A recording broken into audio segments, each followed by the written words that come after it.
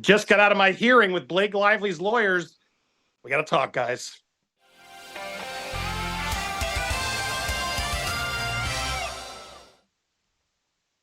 Hey, everybody, I'm here with I got to thank them immediately first. I don't want to hear, but my man Jack over here. What's up?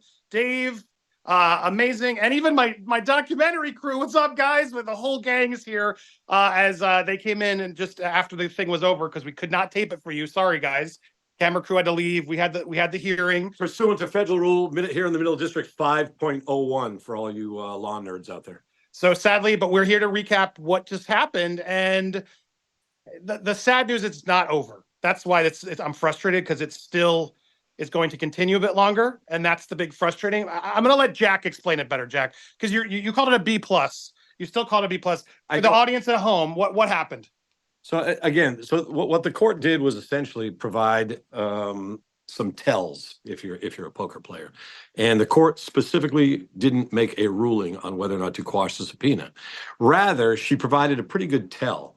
Tell number one is the court's leaning towards determining that the journalistic privilege is in fact should be adhered to under these circumstances. However, what she requested was something called a privilege log, meaning, all right, you guys have certainly collected, and Andy and Popcorn Planet have obtained materials in the course and scope of having reported on Blake Lively and on this case she has against the Wayfarer defendants.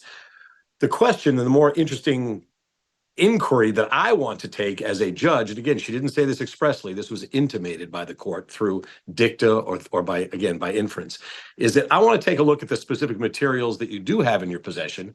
You don't have to provide them to me, but I want you to list essentially what it is you have that you believe is privileged. So, for example, rather than providing an email between Popcorn Planet and one of the crew members from the movie, we would have to simply put in the privilege log, interview with confidential informant on such and such a date, and provide that to the court. And then the court will make a determination as to whether or not this itemization and enumeration would include those things that might otherwise not be privileged by virtue of the journalism privilege.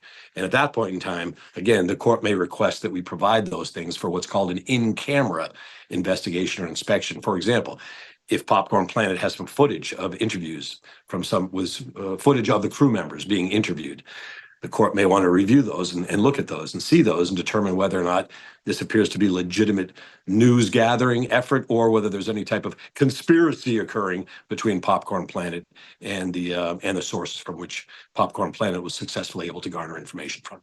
The privilege log, which, yeah, I mean, it's that is a thing. We have to provide that, and we will, and they'll be able to go through it. But yeah, my takeaway, it was frustrating because you called it best. He's like, Blake's team is like divorce lawyers. They're just so sneaky and sleazy. And well, divorce lawyers to the extent that they gain and benefit by virtue of billing hourly. Yes. So the longer the controversy lasts, correct, the more monies they make. And these guys are hungrily. They do what we call churning the file. Correct. You churn milk into butter. The longer they work on it, the better. So they're not looking for disposition. What would have been an A+ for us is if the subpoena was quashed today. It's not going to be quashed anytime soon. Rather, the court wants to make further inquiry. However, again, the good news is, based upon what we were asked for, it appears that the court is looking for us to pave the way for her to be able to enter an order quashing the subpoena at some point. The question is just, how long is that going to take, and how much more is that going to cost, Andy? Right. Well, that's the frustration. I'm going to come to you in a second, but it's like, exactly. I feel like I'm getting drained by these people still. They want to just annoy us. They want to piss us off. They made an accusation that I had correspondence with somebody in the year 2024, which I have not.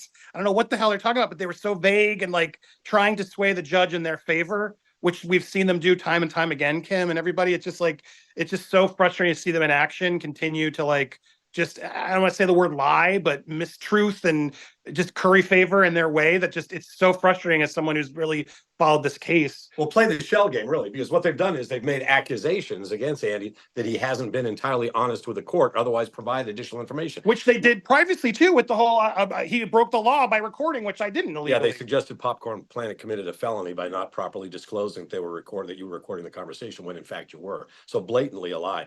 But it was interesting today because essentially Popcorn Planet was accused of not otherwise being completely candid with information that is in Popcorn Planet's possession. And when I made a statement unequivocally to the court that there have been no agreements, there were no communications prior to the calendar year 2025, counsel for Blake Lively, literally held a piece of paper, didn't show the court what it was, nor us what it was, but said, well, I have documents from 2024 saying something else. Well, what is it? Well, it's sealed. Of course, it's sealed. It was unreal. And so I'm sitting there like, what the hell are they talking? Because I know there's no communication before then, but it's like I'm just constantly feeling gaslit by them. And it's just so the irony is I see it of what they're trying to do to smear Justin, but they're smearing everybody else on their way to try to prove that Justin's smeared, but there's nothing to prove. I'm not worried. There's nothing there. But I just feel like they want to irritate me, bother me. I'm not going to let them. You know how they chat? The way you can help, go to the Give, Send, Go. Please, like keep supporting so I can pay these individuals and the documentary. It all is adding up way more than it ever should have because of these troubles. So please, we'll pin it in the comments. Now is your chance to stand up because it is just so frustrating. But Dave, I know you were filing something there at the end. We were all recently. This has been ongoing. What are your thoughts? I think what we have here is the case of a person who makes an argument by overselling a point. Casting aspersions to try to convince the person that they're discussing this with the judge in this case, that there's something to see here, right? There's a here. The problem is people who do that tend to be defeated by those lofty expectations, hoist by your own petard when they can't produce anything. And that, I think, is going to be their fatal flaw here. Making these aspersions, making these claims that there's all this nasty dirt here that doesn't exist. They're gambling in the one case. They want to try to prove that there's something here and get it that way. And at the end of the day, losing credibility. One of the graces of the practice of law is conceding when there's adverse authority, when there's case law that doesn't necessarily support your argument, or when there's adverse evidence. Well, not just that though. As far as rushing the timeline here, they want this done by November 14th when the summary judgment deadline is due. I think that's gonna kneecap them as well. I agree. I agree. But in all fairness, then why didn't you make more of an exhaustive effort in New York to otherwise garner information that you're now requesting from Popcorn Planet that was in the scope and control of the Wayfarer defendants? Right. Why create undue burden for a third party? That's the whole. Can you explain that file? What was the last thing we did file? We filed a request for judicial notice that essentially provided this judge with court filings in the New York case, including stuff that we had to really dig for. Because as Jack said, they're sealing everything so that you can't see it. Public can't see it. Third parties that are involved in this can't see it. I had to dig for literally 10 hours to try to find some of this stuff, exhibit with it in exhibit like Russian nesting dolls to find out what they've actually requested from these Wayfarer defendants. Among the things that Dave had to look through, so in late September, the Wayfarer defendants, in all fairness to Blake Lively, they had filed it late, and there was some reluctance on their part. The Wayfarer defendants filed, what was it, like 80,000 pages, Dave, of materials and documents. So if at that point in time, Blake Lively felt there was additional information, because she had specifically requested communications with you, with Andy Signore, and with Popcorn Planet. When those materials were provided, the court provided Blake Lively an extension, an additional couple weeks to take additional discovery or to file any motions for insufficiency or for lack of being responsive. At that point in time, Blake's lawyers could have filed a request. Judge, this is insufficient as it relates to Popcorn Planet and Andy Signore, but didn't. However, the lawyers did file a motion for insufficiency saying, well, this is not properly responsive to our request for information from Signal Chat. Well, if you had the ability to claim insufficiency against that third or against the defendants relating to that third party, how come they couldn't do the same thing with respect to Andy Signore and Popcorn Planet? And they didn't. So that was the information that we wanted this judge to see and review when making her determination. We also wanted the judge to see that in the sense